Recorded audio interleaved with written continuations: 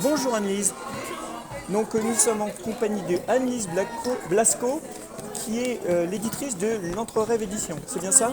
C'est ça.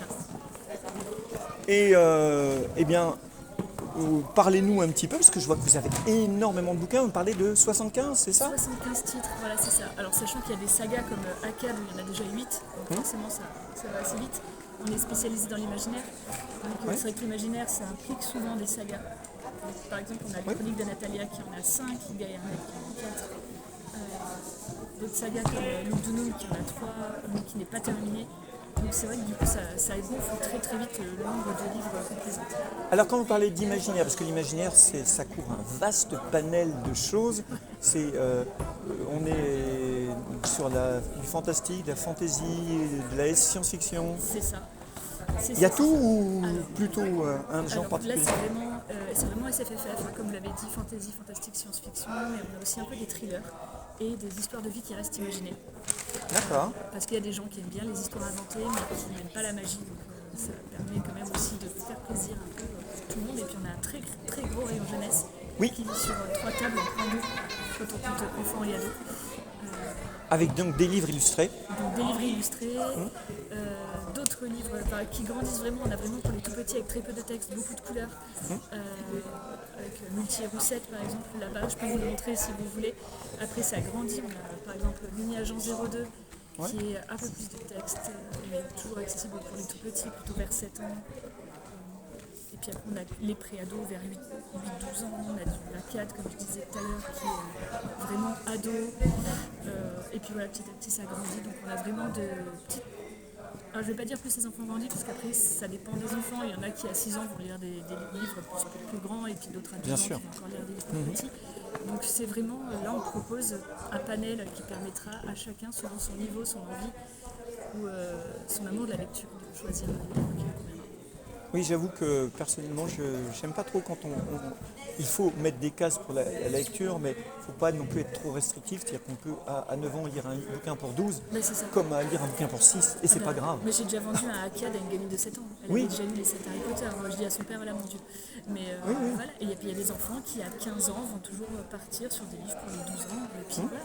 C'est pour ça, moi, quand les gens ils disent mon enfant, il a tel âge, vous me conseillez quoi? Je dis, ça dépend en fait vraiment de votre enfant. Gros lecteur, petit lecteur. Gros lecteur, petit lecteur. Est-ce qu'il va plus aimer les enquêtes? Est-ce qu'il va plus aimer les sorcières? Est-ce qu'il va plus aimer les dragons? C'est pas qu'une histoire d'âge. Exactement. Après, c'est sûr que oui, quand on les référence, il faut mettre des cases. Disons que ça donne une indication, mais il ne faut pas que ça soit un carcan. Voilà. Alors, et en tant qu'auteur, je suis désolé, mais je n'aime pas cette féminisation du mot auteur, vous avez produit quoi alors? Alors, du coup, Akkad. Ah, ça c'est vous? Ça c'est moi. La grosse saga là, qui en 8 tomes plus le préquel. Ah oui, Anne-Lise Blasco, donc Lise avec un Y. Pour ceux qui chercheraient, parce qu'à l'oral on l'entend pas, mais il y a un Y. J'aime bien être original jusqu'au bout. Oui. Ça aurait pu être analysé parce que Blasco est en espagnol. Oui, ça aurait fait plus espagnol. J'ai écrit pour le petit mystère du château de Bourg, j'ai écrit avec une classe de CM1, CM2 pour couvaniste à l'univers scolaire. Et du coup, à la fin, ils m'ont dit on ne peut pas te payer, mais on t'autorise à le faire. C'est déjà pas mal. Et après, j'ai plus pour les grands. Là, c'est le côté vraiment adulte. Oui. Donc j'ai une romance, vraiment pas pour les enfants, qui parle. Alors, j'aime pas le terme romance parce que c'est très codifié comme catégorie.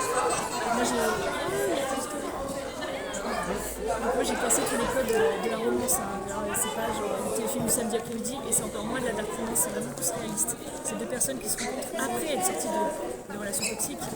Donc c'est l'après dark romance. Les gens quand je dis ça, mais malheureusement c'est vrai, la dark romance c'est la relation toxique et l'après c'est l'après. Et c'est la reconstruction qu'on peut avoir suite à ce genre de vie. Alors, une petite question, parce que vous avez de nombreux livres avec de nombreuses illustrations. Je me trompe peut-être, mais j'ai l'impression que c'est pas de l'IA. Ce n'est pas de l'IA. Donc je vous en félicite. Mais donc vous avez beaucoup d'illustrateurs. 15 dont la fille de mon collègue, mais il y reviendra peut-être après quand ce sera tout le temps. Qui a fait, du coup, donc sa fille a fait les illustrations de à peu près, la plupart de mes livres en tout cas tout cas, Akkad, c'était sa fille. Le Paris, que je viens de vous montrer, c'est aussi sa fille, Anne-Caroline. Voilà, et puis petit à petit, on a vu aussi les auteurs qui viennent nous inspirer, l'illustrateur qui est du coup Amé, son illustrateur à la maison d'édition. Ça fait aussi notre catalogue, mais non, absolument pas d'IA, ni en texte, ni en illustration, que de Je pense que c'est important de le préciser aujourd'hui. Aujourd'hui, ouais, c'est clair, c'est clair. C'est pour ça que des fois les gens ils disent il y a une erreur. Je me dis, au moins ça prouve que c'est humain. Désolé. C'est ça. Voilà. Voilà.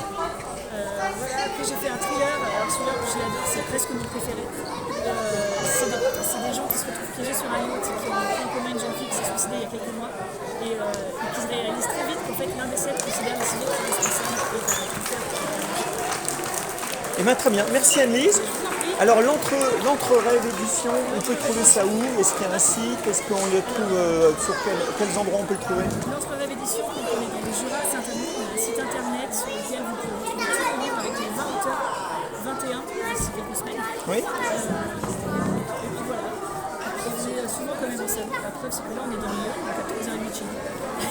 Oui, c'est un peu loin de chez vous. Rien n'est jamais trop. Donc vous pouvez le retrouver effectivement en librairie aussi normalement si on n'est pas réussi. On est référencé. Et si jamais on n'est pas réunion, on peut commander les livres. Oui.